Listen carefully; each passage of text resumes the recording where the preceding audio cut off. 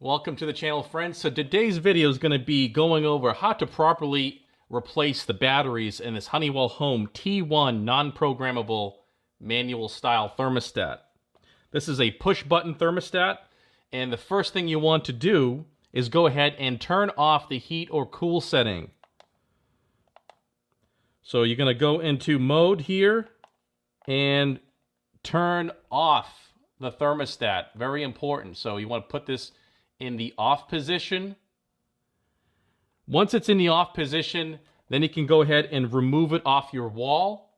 Now this one here has this backing plate. Now there might be another plate on the back side of this, and which is attached to your wall. So you want to go ahead and pull that straight off the back of the thermostat. So you pull it straight off.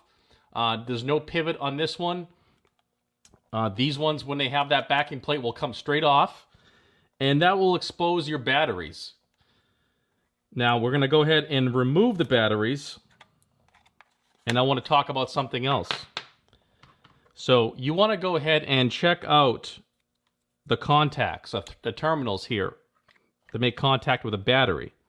You want to make sure there's no corrosion on there, and just for good measure, get a Q-tip and some isopropyl alcohol and go ahead and polish the metal there, the contacts, to remove any corrosion, because believe it or not, over time there may be corrosion that develops on these contacts and will prevent the batteries from lasting.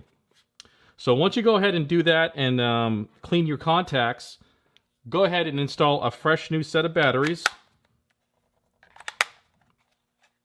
Go ahead and install it back onto your wall.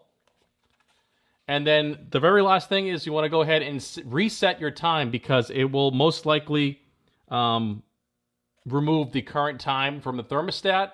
And it's important to do so and to input that, especially if it's a programmable thermostat. This one, not so much. It's a manual style thermostat, so we don't have to worry. But that there is how to properly replace the batteries in the Honeywell Home T1 thermostat.